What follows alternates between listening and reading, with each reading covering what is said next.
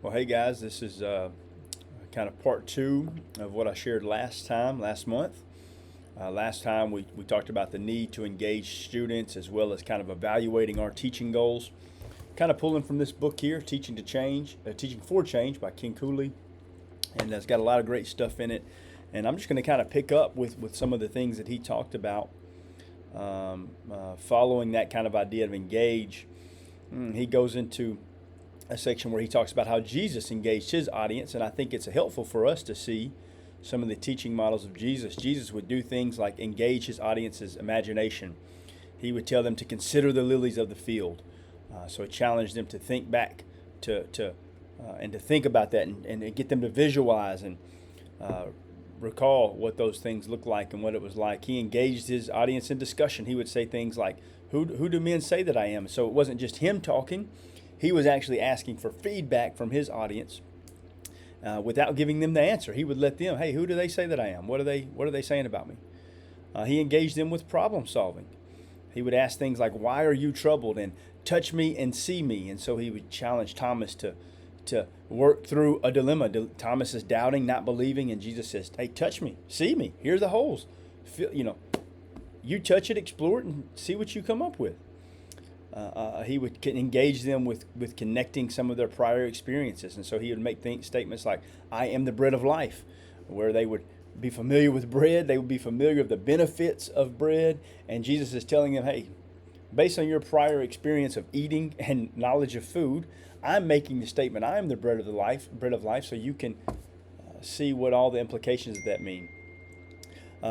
He would engage them with tests. So it was things like, whoever does not carry his own cross and come after me. And so he would challenge his audience to, pick up their cross daily and to do that. So he engaged them with tests, and then he would engage them in active learning. His disciples, as they would have a problem, one of the problems was feeding the people, and Jesus said, hey, why don't you give them something to eat? So they had to come up with a solution, and he let them work through that before he jumped in and helped. And so Jesus would engage his audience and disciples in a variety of ways. And so the challenge for us is to do the same with the youth students, that we should engage our youth students with active learning, with challenging them in different ways. It shouldn't always just be me as a teacher communicating and sharing and sharing and sharing and them just listening. No. We should be a give and take. We should come up with unique questions. We should engage their imagination in things, make them think back to their childhood or think back to something that happened this week. We should challenge them with different things each week, and so we should have this platform of active learning when it comes to this. You see, learning, it is action. Learning is action. It's not a passive thing. The process of learning is active, and we have to challenge the learners, the youth student in this. We have to challenge them to be active in this. You see, unfortunately, they come to us very passive. They're there because they're forced to be there. Maybe they want to be there to see their friends, but they're not necessarily all that excited about learning biblical truths. They're not all that excited about seeing their lives transform and change. We have to whet their appetite for that. We have to give them the desire to become active in that process. I was like them. Growing up, I enjoyed going to church overall. I liked the atmosphere, friends, but I didn't care all that much about my life being changed and transformed, and so I wasn't active. We have to help them grow in their desire to become active learners when it comes to the Bible and to Christ. And so there's an interactive teaching model that this author kind of pulls from. He says, number one, we need to engage the mind. We need to engage their mind. We need to, number two, provide new information to them, information that's foreign to them, that they've never had to deal with before. We need to create student processing activities, so activities that challenge them to connect the dots and to piece this together and become active in that processing. And then lastly, we need to assess learning. We need to come up with ways that we can assess whether a student is growing or if they're staying the same.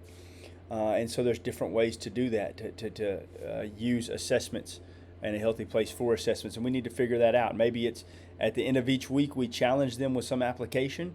And then we come the next week and we pull our students aside and we say, hey, Did you do a quiet time this week? Did you share with a friend this week? Did you, whatever the application might have been that week? And so assessing that, and you can begin to see, well, this person didn't do it. Oh, this person did. And begin to see some trends there. The challenge for us is to figure out how to best engage the students in active learning, giving the time, space, and resources we have. The time, space, and resources. We're limited in those things.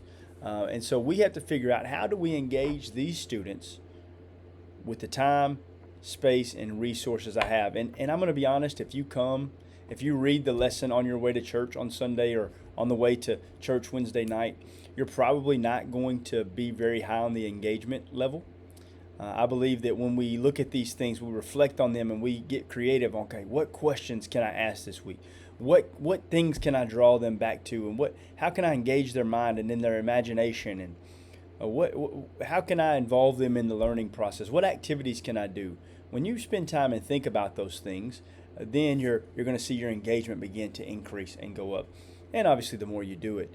And so I'm challenging you guys to think about that. And I want you this week to reflect on when you learned the most. How do you learn the most? Maybe there was a teacher when you were growing up that really impacted you and changed you because they just engaged you with learning so much. What questions did he or she ask? What was it that was so impactful about them? What activities did they make you do? And so I want you to think about that and maybe consider incorporating a few of those things in your teaching. See you next time.